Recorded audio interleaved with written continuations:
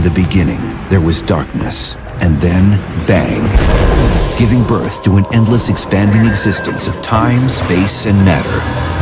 Every day, new discoveries are unlocking the mysterious, the mind-blowing, the deadly secrets of a place we call the Universe. On Earth, liquids are all around us, even inside of us. But our world is not like others. When we look at the stars and planets of our vast cosmos, liquids are actually very rare. And when we do find liquids, they flow in strange ways on bizarre worlds. It's an environment where nothing that we can build here on Earth could withstand that for more than a fraction of a second. New discoveries are forever changing what we know about the churning, bubbling matter of our liquid universe.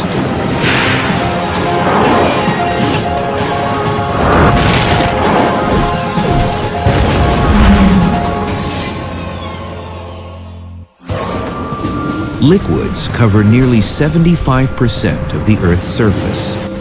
We see them oozing from the ground or falling from the sky.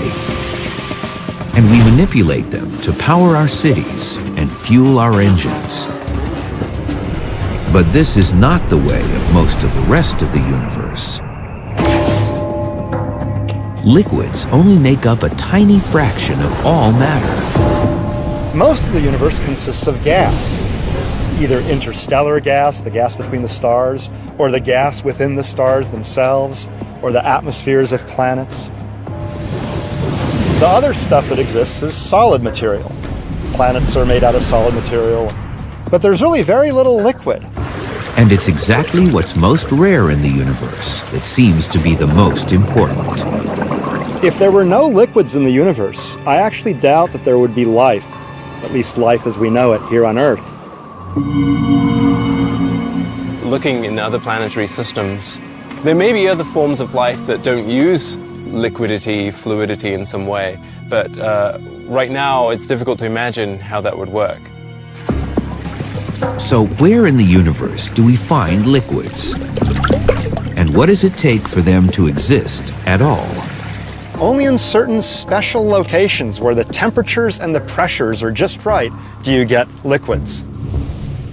And one of those special places where the conditions are just right is on Titan, Saturn's largest moon. Titan is wrapped in a thick atmosphere 50 times denser than Earth's. But underneath the hazy orange sky, dimly lit by a distant sun and dominated by a stunning view of Saturn, lakes glisten. If we had a webcam on Titan and we were just looking out on the scenery, you could think you were on Earth, unless there was a thermometer in the image and you saw that the temperature was hundreds of degrees below zero. A cruel 290 degrees below zero, to be exact. And the liquid isn't water, but rather methane. When we think about the worlds of our solar system, there's only two worlds that have liquids at their surface. Low-density flowing liquids that could form lakes. And that's Earth with water and Titan with methane. But how can something that's a gas on Earth be a liquid on Titan? Titan is certainly not quite Earth, and the biggest difference is really the temperature. Titan is so much further away from the sun that it receives very little energy, and that makes it a very, very cold world. And that means that the same elements that we have on the Earth behave very differently on Titan. You could imagine a scene like this on Titan, but the liquid that's lapping up on the shore is liquid methane, clear, liquid, maybe a very tiny gentle breeze like the one we're feeling here today, with just tiny waves coming up. And the whitish stuff that makes the shore is water ice. It's literally frozen water. It's hard as rock. So when we think of rock and water, on Titan think of water ice as the rock and liquid methane as the liquid. Clearly, at such a low temperature, liquid water turns into solid ice. But which state any type of matter takes, liquid, solid, or gas, has to do with how the individual molecules, its building blocks, are interacting. It's a bit like how a flock of sheep will respond differently to different conditions. These sheep can be thought of as individual atoms or molecules, like molecules of water. And just like molecules of water, they can be in different states. For example, right now they're kind of clustered together. They're not moving around very much. They're penned in. That's like solid water, ice. In a solid, the molecules are really penned in by their nearest neighbors. They're not allowed to move much at all. When water boils and steams into a vapor, it changes phases from liquid to gas. In a gas, the constituent particles, the atoms or molecules, are all wandering around in a kind of chaotic way. And they tend to move faster if the temperature is higher. And sheep wandering around in a wide open field, free to wander every which way they want, they won't necessarily stay together. They might go off in one direction or the other. That's like a gaseous state of sheep. They're far from one another, but there's a lot of space between them. Their motions are unconstrained. But liquid, like water, is magic. It's a state of matter in limbo, somewhere between the rigid structures of a solid and the random scatter of a gas. In a liquid, the atoms or molecules are somewhat constrained by their neighbors. They might pass each other up a little bit, but they tend to flow together. When sheep are in a flock, kind of constrained by the herders and flowing along from one place to another, that can be thought of as a liquid. They can pass each other up a little bit, but they're basically not wandering too far away from their nearest neighbors. They're all going together. They're all going with the flow, so to speak. On Titan, the frigid temperatures keep methane molecules stuck together in a liquid form. They're moving like sheep in a flock. On Earth, methane is naturally a gas, with its molecules floating around like those free-ranging sheep. To transform it to a liquid, so that the methane molecules are like a flock, scientists need to squeeze them together with 300 times normal surface pressure. One of the main uses of methane on Earth is for heating and cooking. And so methane is a great source for power, whether it's heat or some kind of propulsive power. Liquid methane is such a great source of power that NASA is testing it as a potential new rocket fuel. Up and burning, and lift Currently, spacecraft launch into orbit on the backs of fuel tanks filled with liquid hydrogen. Because it's lighter and denser than liquid hydrogen, launches burning methane could be cheaper. And like liquid hydrogen, liquid methane combusts readily because of the presence of oxygen. But on Titan, because the atmosphere lacks oxygen, methane isn't flammable. So Earth has nitrogen and oxygen, Titan has nitrogen and methane. And it's curious that these are the only two worlds in the solar system that have nitrogen as their dominant gas in the atmosphere. So in that sense, Titan is our sister world. Oxygen would be a dangerous explosive gas on Titan because it's surrounded by methane, the same way that methane is a dangerous explosive gas on Earth because we're surrounded by oxygen. On Titan, the liquid methane collects in pools, some as large as the Great Lakes. The lake country on Titan is the northern polar regions. Enormous number of lakes. We see one lake in the south. We don't really understand why all the lakes moved north and left one behind in the south. Why aren't there more lakes in the south? A recent discovery may have provided an important clue. In August 2009, researchers detected a sudden appearance of storm clouds around Titan's equator. This could mean that liquid methane mimics the water cycle on Earth, where water evaporates from lakes in one area and then rains to form lakes in another. In the desert landscapes of Earth, you have occasional cloudbursts where it rains very hard and the water rushes through the dry valleys.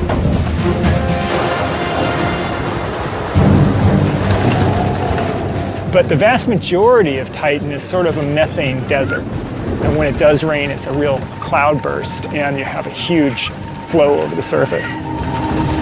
So we actually think that in terms of the ability of methane to erode and carve channels and valleys on Titan, it would be very similar to the ability of water to carve valleys on the Earth. One reason lakes are cooling in the north could be because that region is experiencing a very long rainy season.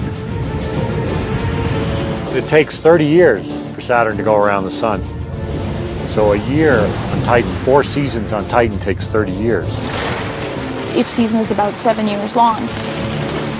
We think that there might be, during the spring or the fall, you get increased rainfall, which means that whatever hemisphere has that season, actually you have a lot of lakes forming. But methane rains down differently than water, thanks to Titan's thick atmosphere and low gravity.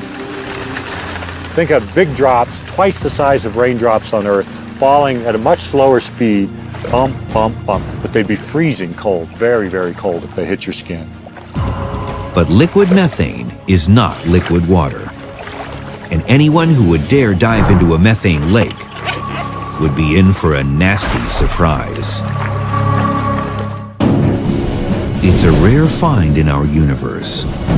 A world, not Earth, that is home to a liquid. From a distance, Titan's methane lakes seem so familiar and inviting. But this is truly an alien place. First, the temperature of Titan's lakes is hundreds of degrees below zero. And assuming you could survive the cold,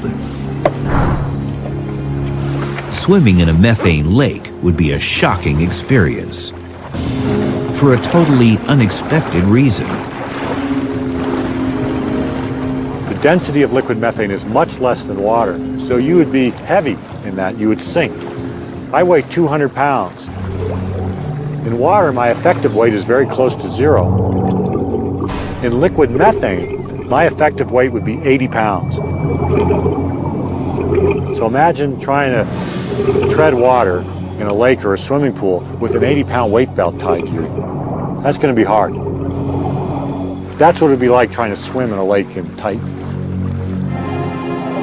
Methane is so clear, divers might feel as though they were looking through liquid air.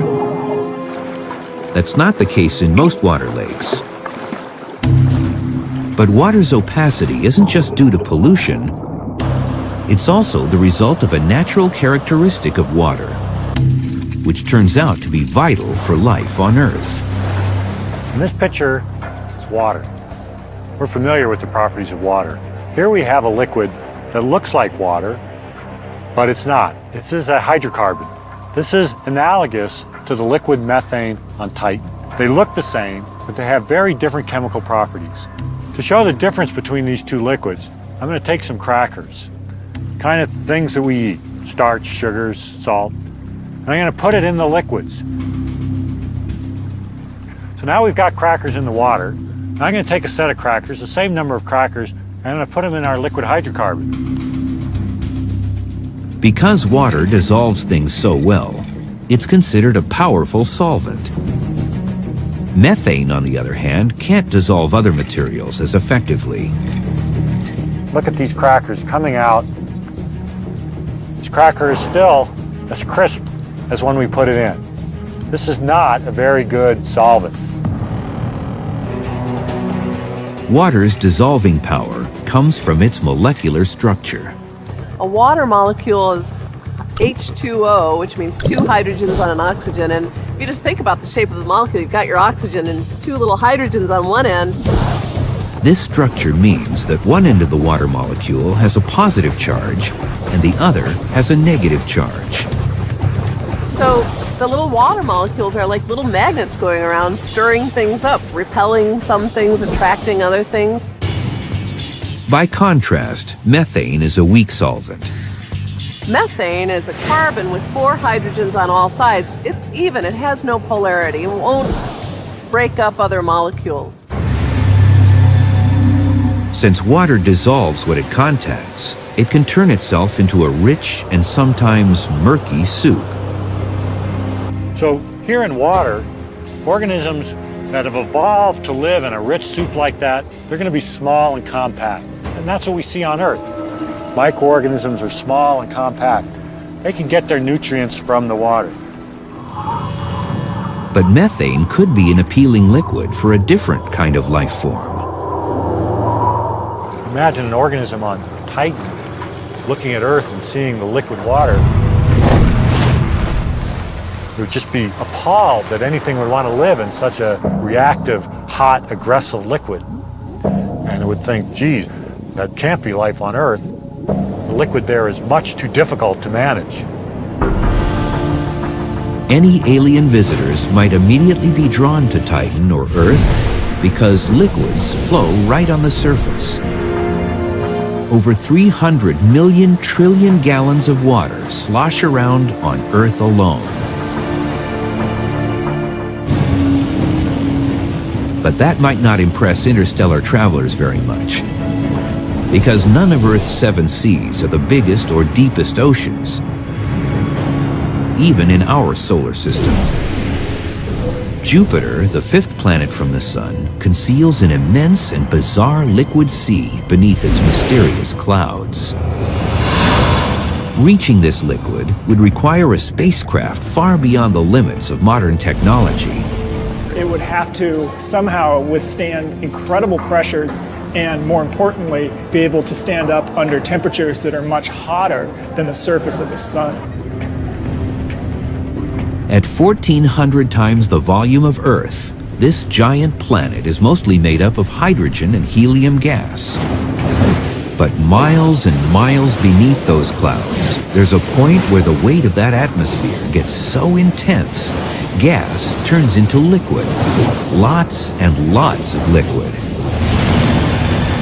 The journey to the liquid begins at the outer edge of Jupiter's atmosphere, where the air pressure is close to what we experience on Earth's surface. Diving into Jupiter would be an amazing experience. First, you'd go through all these upper cloud layers where there's ammonia and methane and other compounds. They're really colorful and swirly, lots of storms. The explosion of color indicates a strange brew of chemicals mixed in the hydrogen and helium. Because there's a lot of different sulfur compounds in the atmosphere of Jupiter. So as you fall down through the upper layers of Jupiter, you would have the smell of rotten eggs. So a trip to Jupiter starts off in an unpleasant way. Just like passengers on a commercial jet descending from high altitudes, passengers on a spacecraft descending into Jupiter's atmosphere would feel pressure on their ears. If you go deeper into the interior of a planet, the densities become higher, the pressures become higher, the gas is more compressed. That's similar to what we have here on Earth. Way up in our atmosphere, the densities and the pressures are low. As you go farther down, they increase. After descending for 13,000 miles, it's dark because sunlight can't penetrate through so much matter.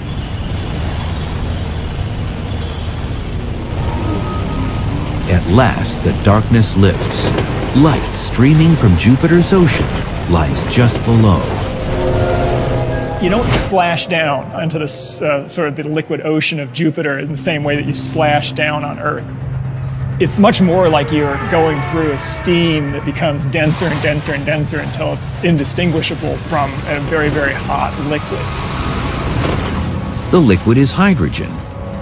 This steamy sea, stretching from horizon to horizon, is what passes for the surface of Jupiter. It may seem unthinkable that this liquid hydrogen ocean is floating above another, even more bizarre liquid below it. Liquids aren't easy to find on worlds outside of our own. They often take forms we can't imagine on Earth. And that's the case with Jupiter's hydrogen ocean. Strange as it may seem, the most abundant liquid in the universe is liquid hydrogen. Now, in fact, in some ways, that's not so strange. Hydrogen is by far the most abundant element in the universe. In most places in the universe, hydrogen molecules are moving randomly about as a gas. like those sheep grazing in open space. But the conditions inside Jupiter don't let them roam so freely. The difference between the different states really has to do with how closely the molecules are crushed together, if you will. On Earth, we see liquids form from gases when we leave out a glass of ice water. As warm air comes in contact with the surface of the cool glass, the drop in temperature saps the energy of the air molecules, bringing them closer together and forming a liquid. Temperature isn't the only thing that affects the state of matter. Pressure also plays a very important role. Pressure, as you can imagine, sort of crushes. The higher the pressure, the more it crushes molecules together and can take a gas and compress it into a liquid. For example, even in interstellar space, where it's over 450 degrees below zero, a glass of water would just boil away. So when you take that glass of liquid water to space, it's not the temperature, it's the low pressure that allows all the molecules to fly away and turn the glass of water into a gas. The reverse occurs inside Jupiter's blast furnace interior, where hydrogen molecules are jammed together by the colossal weight of the atmosphere above. If you squeeze the particles down so they're not vibrating very much, then they tend to sort of stick to one another. They start flowing together. That's the liquid state. That's why, if liquid hydrogen were somehow instantly transported to Earth, without enough pressure to contain it, even a tiny bit could redefine what we think of as a hydrogen bomb. Well, it wouldn't be a good idea to scoop up a cup of the liquid hydrogen from Jupiter because it's under tremendous pressure. It would be a tremendous explosive, much better than TNT. It would be a total disaster.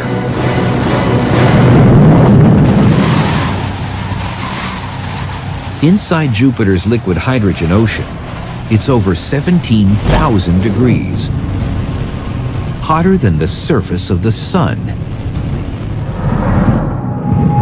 The bluish glow at these depths signals that we've reached another type of liquid. It's still hydrogen, but in a very special form called metallic liquid hydrogen. It's brighter than the surface of the sun and far, far bluer than the surface of the sun. It's an environment where nothing that we can build here on Earth could withstand that for more than a fraction of a second. In this extreme environment, the hydrogen molecules that make up Jupiter's ocean start to act very strangely. The molecules of the regular liquid hydrogen ocean are like those sheep, moving as a flock. Or better yet, more like what's happening inside of an amusement park, when bumper cars are streaming around a rink. So what makes a liquid is the ability of the atoms or the molecules to slide past each other. The atoms are free to move and they jostle around, much like these bumper cars here at this bumper car rink. They can't fly freely, but they are changing their neighbors all the time. Inside each hydrogen atom, whether it's in a gas or liquid form, a single electron is bound to its nucleus, buckled into the driver's seat of its own atomic bumper car. But at the surface of Jupiter's metallic liquid hydrogen, a depth where the pressure reaches 3 million times what we experience on Earth's surface, the hydrogen molecules are freaking out. The liquid hydrogen actually becomes liquid metallic hydrogen. Now, what I mean by that is that the liquid hydrogen starts conducting electricity and heat really well. Inside Jupiter's metallic liquid hydrogen, electrons are jumping from molecule to molecule, splitting away from their own nucleus and finding another home. They're carrying electric charges efficiently from one place to another. And the transport of electric charges, that's the current. That's what allows current to flow. And you sure wouldn't want to be there if someone were to discharge a big bolt of lightning or something like that, because that electricity would travel easily through the liquid metallic hydrogen, zapping you completely, frying you. The closest thing to metallic liquid hydrogen on Earth is liquid steel. When they pour the liquid steel out of the cauldron, it's glowing hot, it's flowing, it's conductive of electricity. That's very much like the interior of Jupiter would be like if you could be down there. Inside Jupiter, the metallic liquid hydrogen is different from the regular liquid hydrogen because it's conducting electricity. So the fact that the electrons are able to flow freely inside means that you can have strong electric currents in the interior of Jupiter. And whenever you have a fluid that has strong electric currents, then it will create a magnetic field.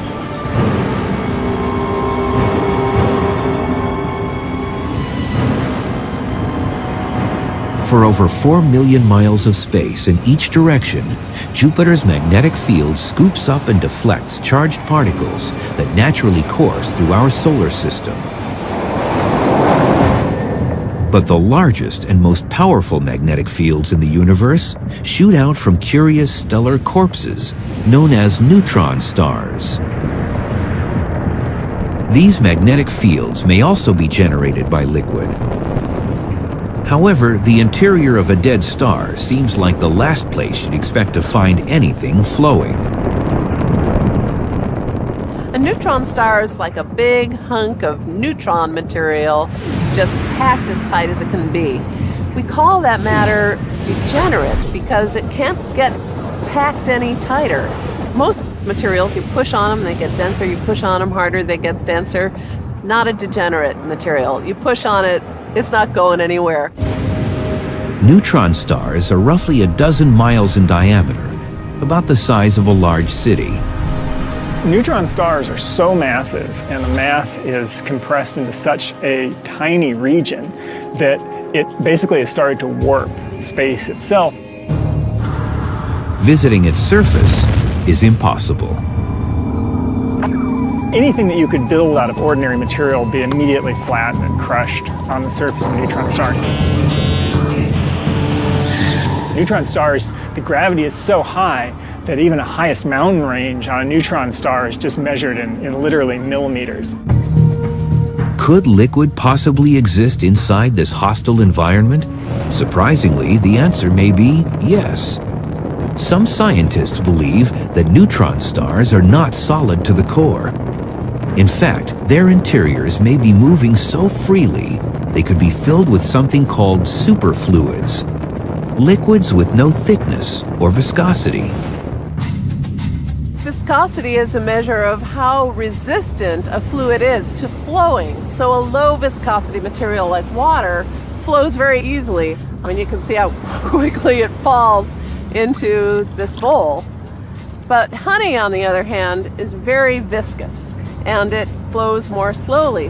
The thicker a fluid is, or the more viscous, the less it flows, the less things can move around in it.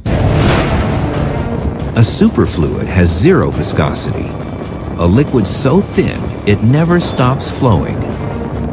So in the bizarre fluid inside a neutron star, it has what we call a superfluid property. And so what that means is that if you start up some sort of current, you're able to start up a vortex inside a neutron star, then it will just keep going and going and going, and it won't die out. There's no viscosity that causes these currents to dissolve away.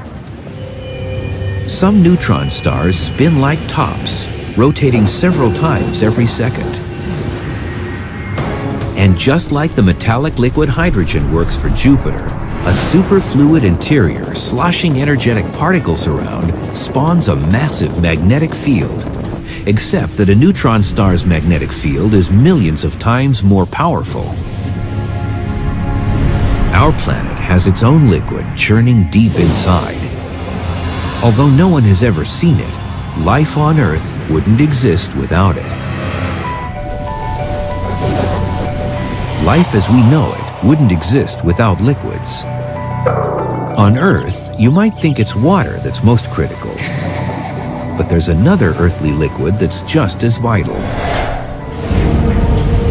1,800 miles below the Earth's surface, where it's a scalding 7,000 degrees, a sea of liquid iron over 1,000 miles deep engulfs the solid inner core of our planet. But how can scientists be sure what's inside the Earth? That's exactly what Gina S. from Danbury, Connecticut wanted to ask the Univers when she texted us. How do we know the Earth has an iron core if we've never seen it? Thanks for the question, Gina. It turns out that scientists can often infer things indirectly, even if they can't see them directly. For example, we know that the Earth has a liquid iron outer core and a solid iron inner core because Earth has a big magnetic field. And motions in this electrically conducting liquid iron core are what produce the magnetic field. Without a magnetic field, life on Earth's surface would suffer. If it didn't exist, then all these charged particles coming from the sun and from outer space would go zipping through our atmosphere and interact with living cells, causing lots more cancerous mutations. Unlike at the core, the conditions at the Earth's surface freeze iron into a solid so strong we turn to it when we need to construct tall office towers or long bridges. But in distant corners of the galaxy, there are worlds so naturally hot and dense that iron is nothing more than a steamy drizzle. They're out there, mostly overlooked and misunderstood. Too big to be planets and too small to be stars. They're known as brown dwarfs. These objects are like supersized versions of Jupiter, gas giants, except up to 75 times more massive. Brown dwarfs, in a sense, are failed stars. They didn't have enough mass ever to produce sufficiently high temperatures and pressures in their interior to ignite normal hydrogen and burn it for a long time. But these objects are still very hot, and despite their names, not brown. If you were right there, it would be glowing sort of a cherry orange red. A lot of heat coming off, so you would get burned in the vicinity of a brown dwarf. These objects are so hot that brown dwarf clouds aren't made of water vapor like on Earth, but rather gaseous iron vapor. In the interior of the brown dwarf, where the pressures are sufficiently high, the gaseous iron can condense into a liquid and can actually rain down as liquid droplets of iron. That is really cool. That's right, it rains iron on brown dwarfs. Fortunately, we don't have iron rain here on Earth, but if we were to have it, it wouldn't be very pleasant at all. There'd be these hot blobs of iron hitting your head and your cheeks and your arms and burning them, scalding them, and plus being pretty heavy. You know, if you get hit by a rapidly moving droplet of iron, that wouldn't feel very good. Liquid iron never falls on Earth, but it might be happening right now, all across the universe.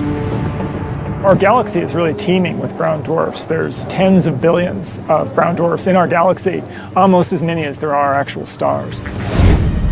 But our galaxy is also flooded with smaller worlds, rockier and cooler, more like Earth. One of the most amazing things that happened recently, that we found the first planet that could potentially have water on its surface. The planet is in a solar system orbiting a star named Gliese 581, about 20 light years from Earth. The fourth planet out, Gliese 581d, circles so close to its star that one of its years lasts just 66 days. But that's a good thing if we want to find a planet with water on its surface, because Gliese 581 is smaller and cooler than our Sun. Estimates have revealed Gliese 581d to be 10 times more massive than Earth, with a diameter that is twice as wide. Some scientists think that what makes up that extra mass could be mostly gas.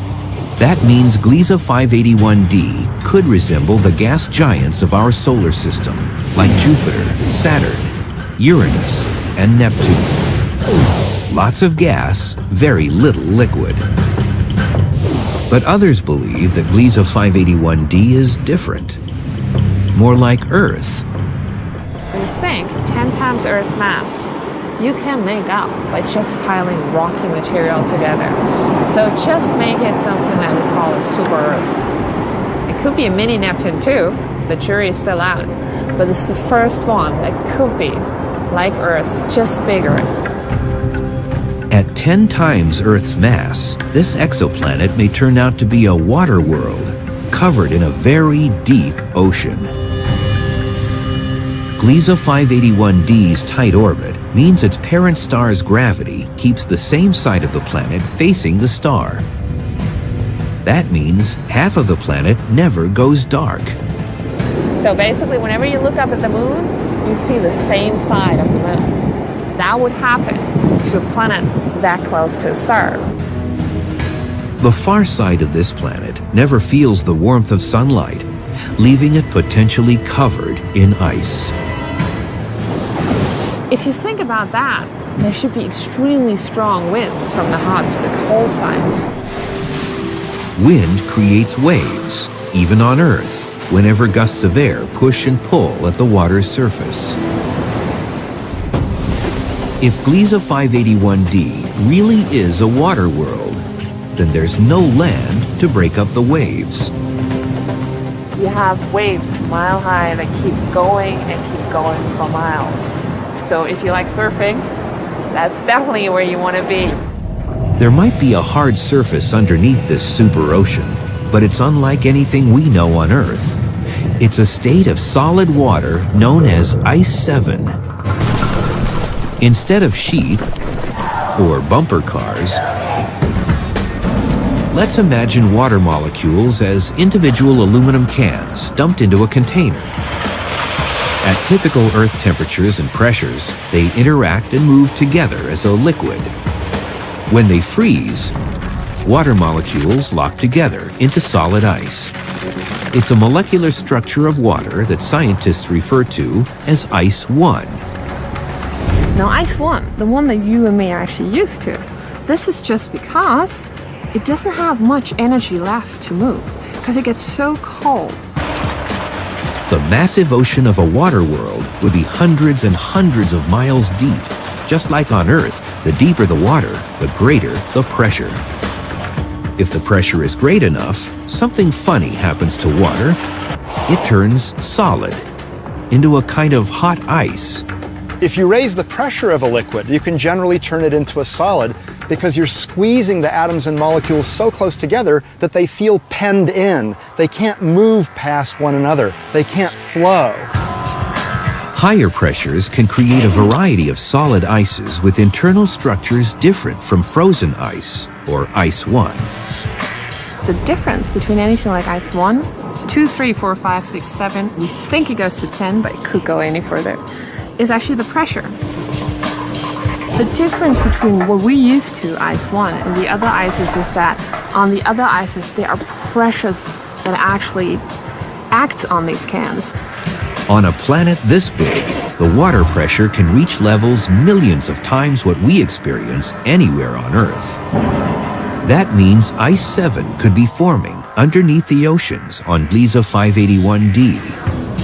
Diving down there, water, 70% of your body would actually become ice. So probably not the best option. So for now, right now, technology-wise, we probably have nothing that can go down and explore it.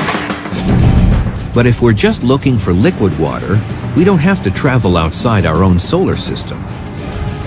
We have a neighbor that has more water than all the oceans of Earth combined. In a universe of liquids, Jupiter's moon Europa appears to be an unlikely place to find some. It's an Arctic wasteland, sheathed in water ice and riddled with cracks. It's like looking down on ice floes in the Arctic or Antarctic. See cracks that have been just offset from one another and suggesting that the surface is kind of floating around on top of a liquid underneath. And it's not just a splash of water either. Beneath a layer of ice 60 miles thick lies an ocean 60 miles deep. That's deep. That's a lot of drilling you would need to do if you're going to go ice fishing on Europa. Smaller than our moon and nearly 3 times farther away from the sun, As tiny Europa orbits, it passes through Jupiter's magnetic field. But it's another mighty Jovian force that keeps a world so far from the sun from being frozen solid. It gets energy from the gravitational tug of Jupiter. Jupiter is very massive, and it pulls tides on Europa much the way the moon pulls tides on Earth. Jupiter's gravity teams with the tugging and shoving of the other satellites in nearby orbit to mash and stretch Europa. The resulting friction heats and melts the moon's interior. What's left, ground up inside Europa, is salt water. It's mainly H2O, plain old water, but dissolved in it are salts and other materials, just like our ocean has salts and minerals and things dissolved in them. The best analogy for the water on Europa would be water from the Dead Sea in Israel, where you have a very, very high concentration of salt. Not a good place to get your bottled water from. Liquids can turn up in the most unexpected places, and none may be more surprising than a recently discovered liquid nearly as old as time itself. 14 billion years ago, the universe began as an infinitesimally small point when it erupted in a cosmic explosion known as the Big Bang. It rushed outward, expanding and expanding, exotic particles and gases cooling and coalescing into stars, then solar systems and galaxies. But let's rewind the clock to a time just after the Big Bang, before protons and electrons combined to form the first atoms. Everything was running into each other and smashing into each other, so that what was going on was that there wasn't enough freedom for the particles to sort of settle down and clump into the things that we're familiar with now.